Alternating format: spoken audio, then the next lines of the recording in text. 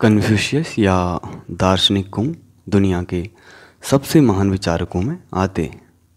वे लौकिक जीवन में विश्वास रखने वाले पहले दार्शनिक माने जाते हैं।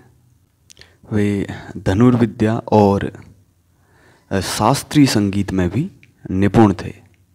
जब चीन में शासन बहुत ही अव्यवस्थित था और लोगों के बीच बहुत अराजकता थी, तब उन्होंने अपनी शिक्षाओं के बल पे 3000 से भी अधिक विद्यार्थी शिक्षित किए, जिसमें से 75 उच्च कोटि के विद्वान और वक्ता थे।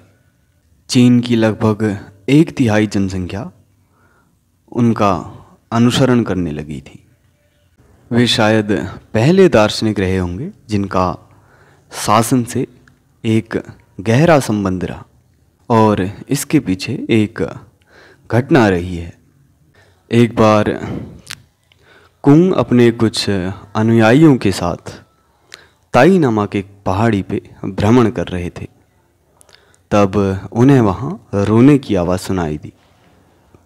जब वो रुदन के उस स्वर की तरफ निकल पड़े, उसके बाद उन्हें एक रोती हुई स्त्री दिखाई दी जिसके पास एक मृत बालक का शव था। उन्होंने उस स्त्री से पूछा कि इस बालक की मृत्यु कैसे हुई है। तब उस स्त्री ने करुण स्वर में जवाब दिया कि ये बालक मेरा पुत्र है और इसकी मृत्यु एक चीते की वजह से हुई है। तब कुंग ने उनसे उनके परिवार के अन्य लोगों के बारे में पूछा। तब उस स्त्री ने बताया कि उसके परिवार के अन्य सदस्य पहले ही चीते का शिकार बन चुके हैं। उन्होंने उस महिला से पूछा कि वो उस स्थान से चली क्यों नहीं जाती, तो उसने जवाब दिया कि यहाँ किसी क्रूर शासक का शासन नहीं है। ये सब सुनने के बाद कुंग को एक आघात पहुँचा। उन्होंने कहा कि इस महिला ने हमें इस सत्य से अवगत कराया है कि क्रूर शासक का शासन एक हिंसक पशु से भी ज़्यादा खतरनाक है। कुंग की शिक्षाओं से समाज में स्थिरता आई, राज्य में एक व्यवस्था स्थापित हुई, लोगों के बीच एकता बढ़ी और वहाँ के लोगों का जीवन और चरित्र उन्नत होने लगा। कुंग के अनुसार ज्ञान प्राप्ति के 3 तरीके हैं। पहला, आत्मचिंतन, जो कि आवश्यक है और श्रेष्ठ है। दूसरा, गुरु का अनुकरण, जो कि सरल है। तीसरा, स्वयं के अनुभव से, जो कि कष्टपूर्ण है। और ज्ञान प्राप्ति के मार्ग में 4 बाधाएं हैं। पहला है पक्षपाती मानसिकता, अर्थात ज्ञान प्राप्त करने के लिए चीज़ों को निष्पक्ष होकर देखना चाहिए।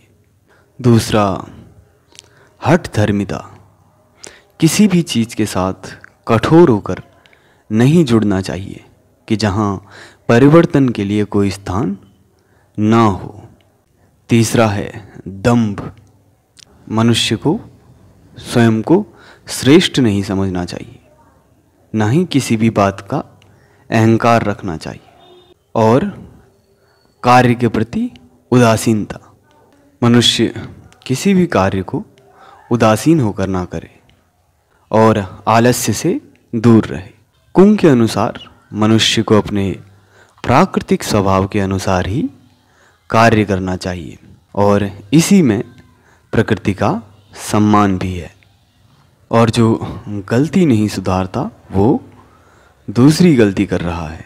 कुंग के अनुसार मनुष्य की 3 सर्वमान्य गुण हैं: बुद्धि, दया और साहस।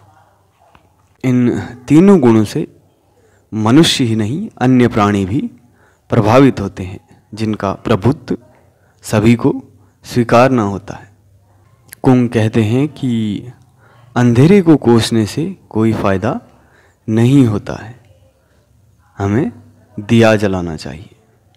चिंतन के बिना शिक्षण व्यर्थ है, शिक्षण के बिना चिंतन खतरनाक है। कुंग का एक शिष्य था दुआनमू, जो हमेशा उनके पास आया करता था।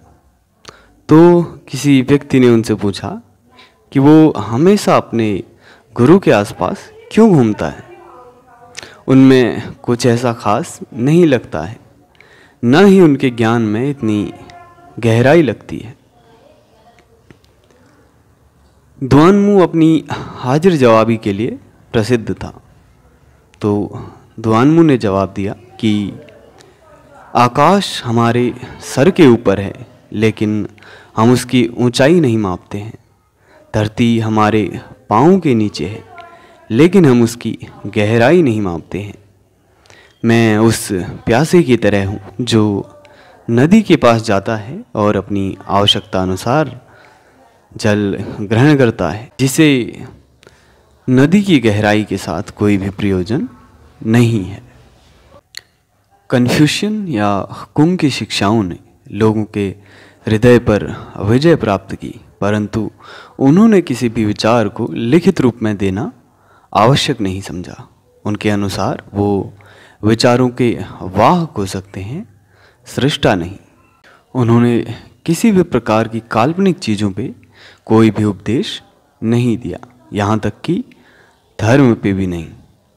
लेकिन लोग उन्हें धार्मिक गुरु के रूप में भी मानने लगे। कालांतर में उनके सम्मान में कई मूर्तियाँ और मंदिर बनवाए गए और उनकी शिक्षाओं को शिलालेखों में भी खुदवाया गया।